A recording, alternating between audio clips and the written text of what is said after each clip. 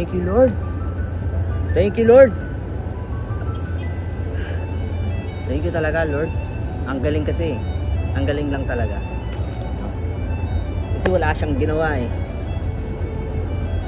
Wala siyang ginawang mali sa buhay ko. Kasi biruin mo, ang ganda lang ng pangyayari or pa-experience ko kanina. Tapos, ang nangyari pa doon, so umagang umaga, na-receive ko agad yung good news. So biglaan lang siya na pwede ka ba ngayon, shooter? And then, hindi ko in-expect na makakita pa ako ng mga artista. No, kasi hindi ko nga tinanong kung sige, magkano? Sige. Ganon. Walang ganon eh. No? Kaya napakaganda lang ng pangyayari or experience kasi may bago na naman tayo natutunan. May bago na naman tayo na experience, bagong event na ngayon ko lang na experience yung ganong awarding, something like ganon. Like nakakakita ko pa ng mga artista, famous na vlogger or hindi ko mga kakilala, no? At ang pinakamaganda pa doon, no? Yung nakasama natin kanina, no? Si Kuya Ryu na isasama niya pa ako sa mga susunod pa niyang event. So, yeah, galing lang kasi kung hindi ko tinanggap or hindi dumating yung kaninang umaga, so wala mangyayari. Kala ko nga gigising ako, mag-aantay lang ako ng mangyayari, papalipasin ko lang yung minuto, segundo, oras, tapos wala na, di ba? Mag-aantay ka na naman ng gabi, tapos matutulog ka na ulit. Kala ko ganun lang ang mangyayari kasi Sabado eh, di ba? Pero thank you, Lord, kasi binigyan mo ng kabuluhan yung araw ko ngayon. Binigyan mo ng something na mangyayari at bago, no? Dahil wala, ewan ko, hindi ko naman siya deserve, no? Hindi ko siya deserve para pagkalooban ako ng ganon, pero thank you, Lord. Binabalik ko ang papuri sa iyo at wala akong ibang masasabi sa iyo kundi salamat, no?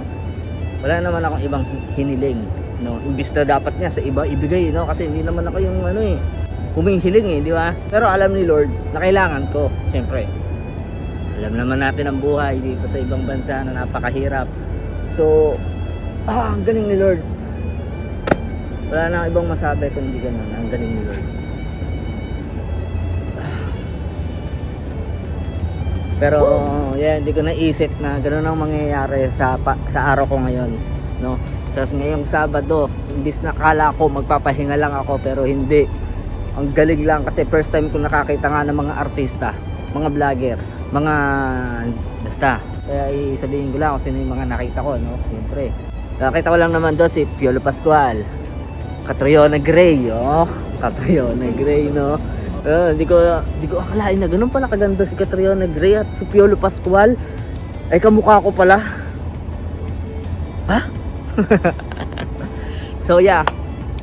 Tapos doon yung kapatid ni Zainab, si Zainab Harake nandun din, no? Ang galing lang kasi first time ko nakita yung tao na yun, pero napaka-humble yung tao pala na yun. And alam mo yun, galing, basta magaling, pakaganda rin, grabe, ang ganda pala nun ni Zainab Harake. And sino ba yung nakita ko nun? Basta meron pa akong isang na hindi ko kalala eh. Hindi ko kalala. Meron ako yung nagpa-picture po ako, no? Kung lang, ilalagay ko na lang dito, ayan. Ayan, ipa-flash ko na lang siya.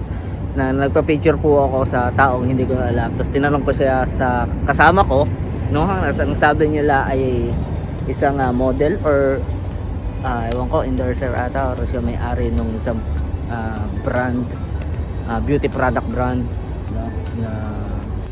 Yeah! Thank you, Lord. At sa mga taong makakapanood nito sa aking pangyayaring buhay, sa aking journal, no? Maraming salamat. See you again. Or matane. Arigato gozaimasu. Lagi po nilang sinasabi yung mga content creator pa-epal lang daw po sa media, pero hindi po nila alam kaya pong magbago po ng buhay ng tao yung pagiging content creator. At isa po ako doon. Galing po ako sa mahirap na buhay dati na Ngayon po, hindi ko po in-expect makakarating ako dito sa Dubai, makaka-receive ako ng award na ganito. So maraming salamat po talaga sa Diyos. Sa lahat po ng bumubuo ng Global Filipino Icon Awards, maraming salamat po sa recognition. Isang malaking karangalan po, ma-receive ang award na ito. All the glory to God, always and forever. Salamat po at mabuhay tayong mga Pilipino.